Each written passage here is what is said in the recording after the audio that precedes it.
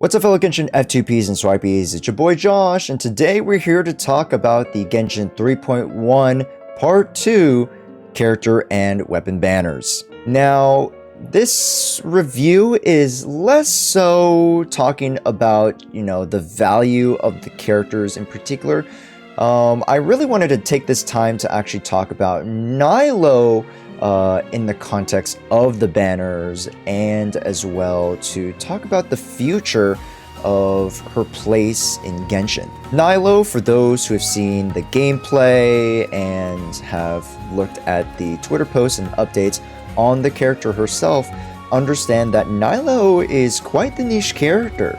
Nylo is able to throw water around, basically, that's her shtick, and she's able to enhance bloom reactions. These enhanced bloom reactions pretty much just are larger multipliers on the bloom pop of the bloom cores, and realistically isn't necessarily anything new, but just enhances a certain playstyle that already exists within the Dendro reaction chain. The problem that arises with Nylo, and a problem that people are getting a little too quick to identify, is that she only works within Hydro and Dendro teams. A lot of people are looking towards triple Hydro and one Dendro as the most quote-unquote optimal comp for Nylo at the moment. As well, if we take a look at the weapon banners and just, the weapon spread in general for Nylo,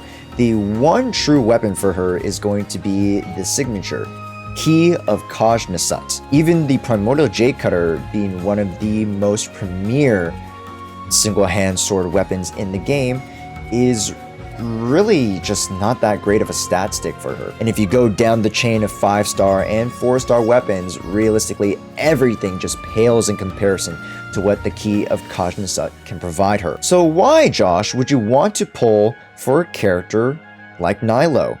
Her builds are super restrictive, that being her weapon in particular, and her playstyle and her team compositions are limited as well. One of my community members actually was the one to bring this up to me, but it did really remind me of a particular case back in the Genshin 2.0 patches of a very quote-unquote restrictive character that had very niche gameplay and people didn't think were going to be that useful. I'm specifically talking about Yoimiya. A lot of people initially thought Yoimiya being a single target character, how's that going to work in a game that promotes more AoE oriented skills, bursts, ability usage? And throughout the Genshin 2.0 patches, we've seen time and time again how Yoimiya each patch, it seemingly she just gets that much stronger. And especially when characters like Yujin were introduced, Yoimiya just became one of the premier DPSs in the game. I actually see a very similar trajectory with Nylo. Currently in the game, there are only 3 Dendro characters, that being Kale,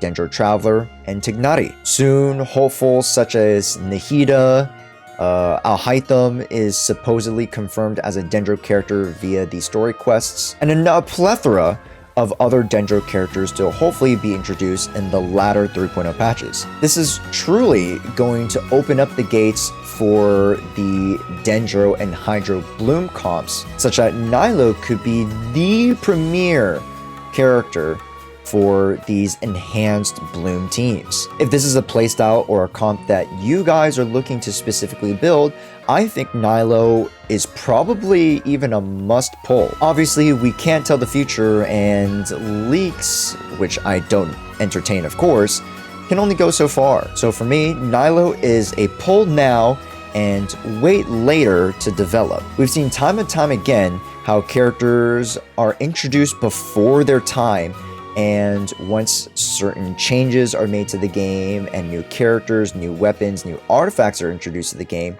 we see them just exponentially shoot up in usage and viability. So what do you guys think of Nylo's kits, her design, her place in Genshin? Let me know in the comments down below. And just so I, cover everything, the 4 stars, and you guys have seen them before, Albedo's pretty decent if you got like Geo.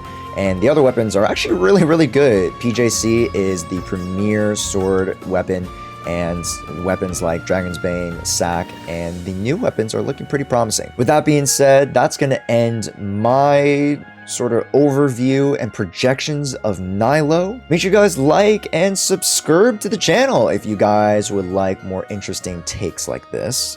Again, comment down below your thoughts on Nylo and if you guys are going to pull for the character. Personally, I'll be waiting to see what the reception is to her character when she actually fully releases into the game. But until Friday, well, we'll just have to wait and see. Thank you guys so much for watching, and we'll see you guys in the next video. Josh out.